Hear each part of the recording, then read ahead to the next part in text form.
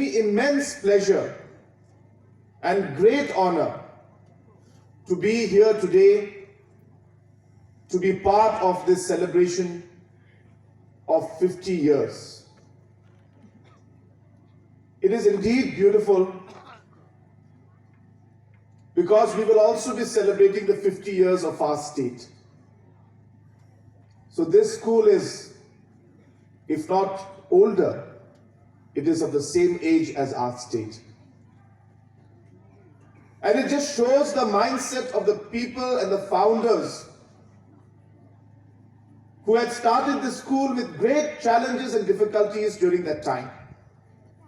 It's not easy to start on a new venture, not having the resources, not having the infrastructure, not knowing how things will go. So we must, at this point in time, remember the founders of the school who laid the foundation, where today, not only the students who are studying out here, but even our local MLA passed out from the school, studied in this school, and today is serving his constituency and the state. We will keep education as one of the top priorities of our state and the government. We know that education has got many challenges. There are a lot of legacy issues we have. We have a large number of schools with limited infrastructure. We have a large number of schools where the teachers may not be getting the kind of salary. We have different categorizations of schools in our system. We have many areas where students are studying even without a roof over their head. Many challenges. In spite of the fact that Meghalaya spends over 2,000 crores every year for different purposes of education, mainly for grants, for salaries of teachers, different infrastructure projects. And in spite of spending a large amount, and if you were to take everything into consideration, education would be maybe one of the highest spendings that we do as a government in the education sector. And yet, there are challenges. But in this last 4 years, step by step, bit by bit, we have tried to improve where the education sector has been. It is not easy. And neither do we claim that we can change everything in 5 years. But I'm happy to see that in the last 4 years, we have seen a large difference in the education sector. To start off with, we realize that there needs to be a direction. No department, no government can function without a vision, without a direction. No department can function without a direction. No individual can function without a goal. And therefore, the education department came out with the education policy. And that has been the guiding principle for us to work and improve the education department. In the last 4 years, the kind of investments that have gone into different school infrastructures, colleges, higher secondary schools, LP schools, has been unprecedented.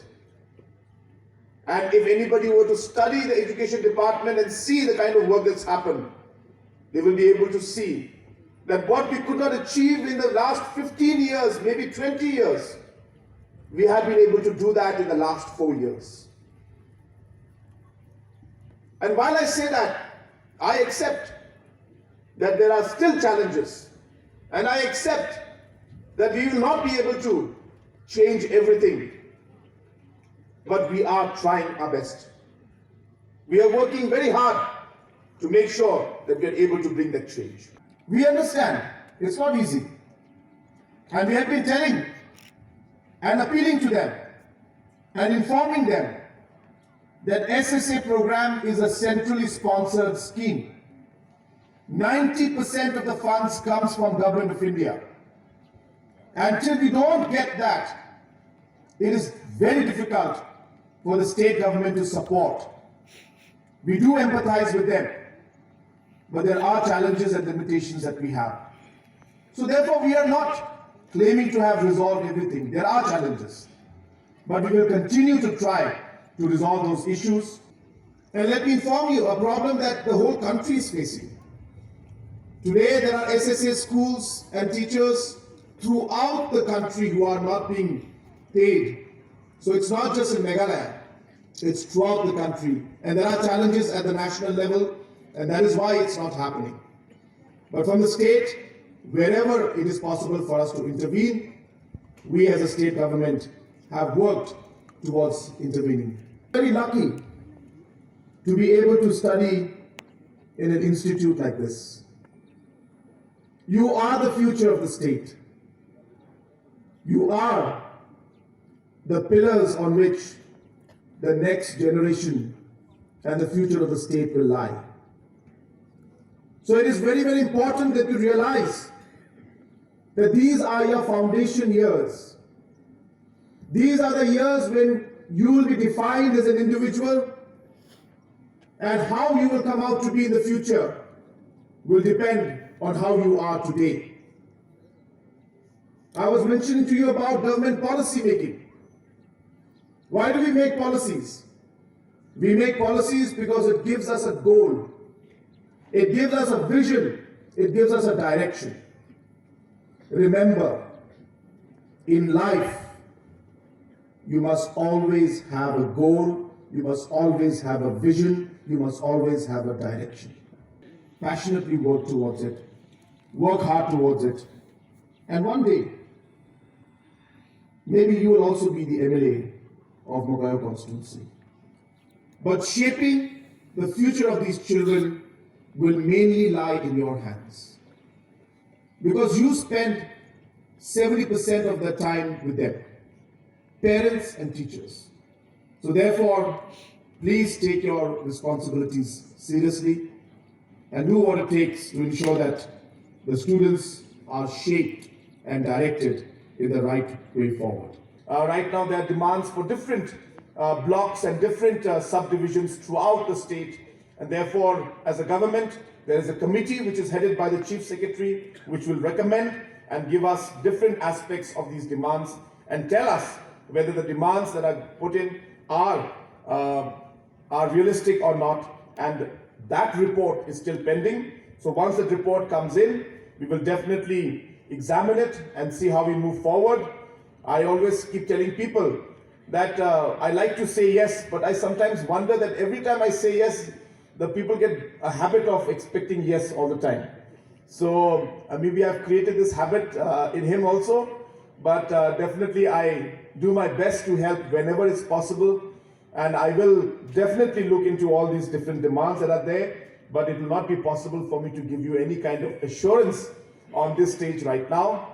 But as he has mentioned, and that I don't normally say no to him or to other MLAs, and I do my best to ensure that development schemes are there throughout the state, irrespective of the regions that we are in. We try to ensure that development reaches all corners of the state, and that is really what has been the most important pillar and most important policy of this government, which is to ensure an inclusive growth of the state and different constituencies and the people.